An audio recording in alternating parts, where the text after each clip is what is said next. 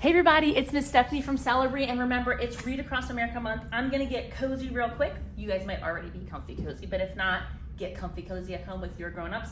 We have been reading stories by the dynamic duo Jory and Pete Oswald, and our last story that we're gonna read is The Sour Grape.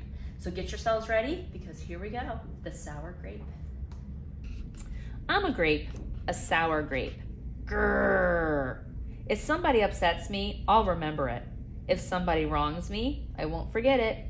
If somebody insults me, I'll never ignore it. Nope.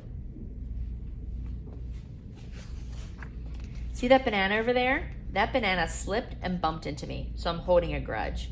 See that orange? That orange didn't call me back for a week. Grudge. See that lime? That lime borrowed my scarf and never returned it. Grudge. I suppose I've got pretty thin skin for a grape. Nobody steps on this grape. Grrr. Granted, it wasn't always this way. Ooh, look at that face. Grrr. He looked really mad. Can you make a face like that? Grrr.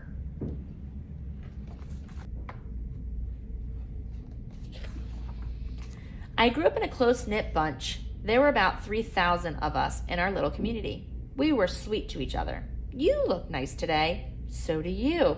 No, you do. We all lived on a vine. Sure, it was a bit claustrophobic, especially when we were trying to get ready in the morning. Are you done in there? Come on. But my family was ripe with humor, goodwill, and warmth. We did our best with what we had. Are you going to finish that? My grandparents visited on the weekends. We'd stroll in the sun, and they'd teach us what they knew. They said that it takes a bunch to raise a seed. They said that good grapes roll their own way in life.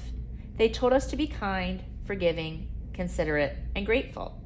Or grapeful, my grandpa said with a wink. Above all, no matter what life throws at you, and there will be a lot, try to stay sweet, my grandma said. Indeed, we all said in response. And for a while, I was the sweetest of the sweet. I said please. I said thank you. I brushed aside life's little annoyances. I knew how good I had it. Oops! Haha! No problem at all. But then one day, something changed in me. Did you hear how kind he was? He said his pleases and his thank yous. And when something happened, it didn't upset him. I hope you say your pleases and thank yous.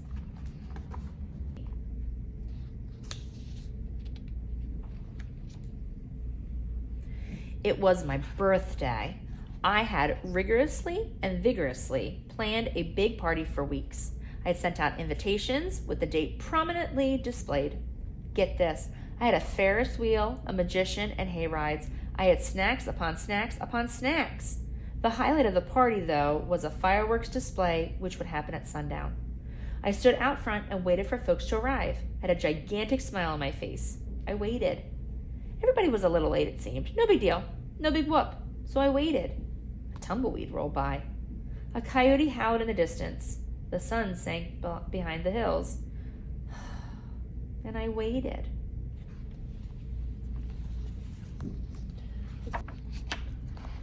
Nobody showed up, and I mean nobody. By the time the fireworks show started, with me as the sole spectator, I was scowling. I considered everybody I'd invited, and only one thought came to mind. Grudge, grudge, grudge, grudge, grudge, grudge, grudge, grudge, grudge. You know, I think I would be upset too if I had planned a big party and wanted all my friends to come and no one came. I probably would be upset too. Would you be upset?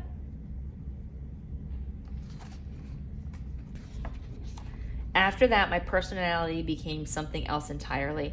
I went from a sweet grape to a bitter grape to a snappy grape. Who moved my chair? Finally, I became a sour grape.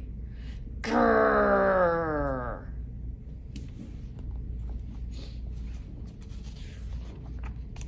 I started holding minor grudges that eventually became major grudges. Why don't you watch where you're going? I scowled so much that my face got all squishy. You know what? Don't even bother calling me back.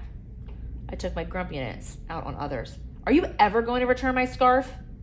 Can you make your face squishy like his? And that's just how it's been, day after day, week after week, month after month, grudge after grudge. But something happened recently that changed my mind. Something happened recently that changed my thinking. Are you able to cut that? I was getting ready to meet up with my friend Lenny, the only fellow I know who's as sour as I am. Lenny and I usually go to the park, where we sit on a bench and rant about stuff. But just as I was heading out the door, I bumped my knee. Oof. After I bandaged myself up, I discovered I had a flat tire. Ugh. Then I missed the bus, and the next bus was late. Finally, I got off at the wrong stop. Sheesh.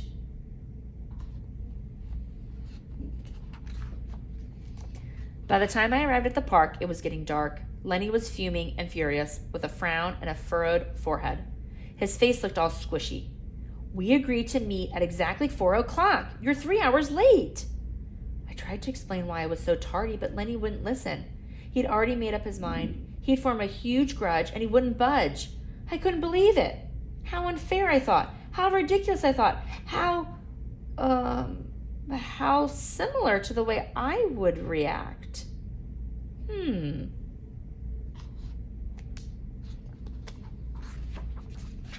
Lenny was pretty worked up. He was pacing back and forth, emitting occasional grumbles. His tone was tart. Besides, it was nice out. I noticed the sky changing colors, the melodic chirping of the birds, the evening breeze, the buzz of the park's insects coming alive at night. I suddenly felt grateful and peaceful and calm. Had I been missing all of this simple beauty because I was too busy complaining? Meanwhile, old Lenny stormed off, muttering something about disrespect and lack of consideration. I'm pretty sure I heard him add a grrr, too. So it looks like our friend the sour grape is starting to not be so sour anymore.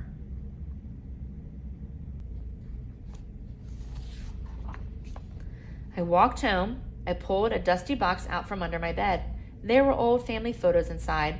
I spotted myself in one of the pictures. I was so sweet. I knew that little Grape from the photo was still a big part of me, deep down.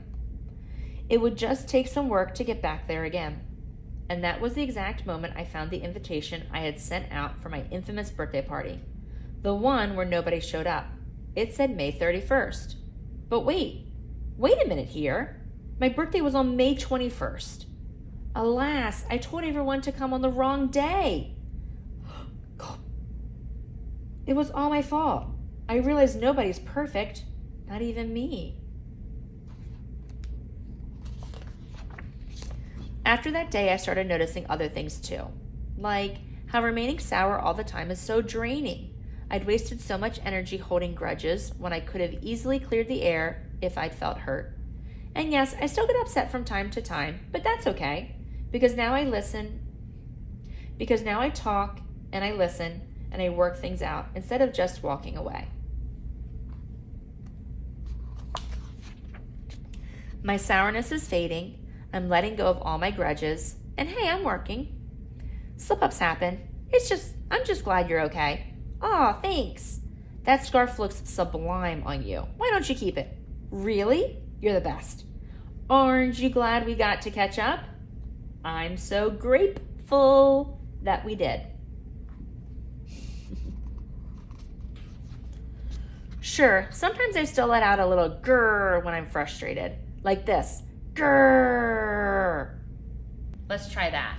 We're going to let out just a little grrr. Grrr. With a squishy face. But then I move on. My face is less squishy too. Oh, and don't worry. Things are okay with Lenny again.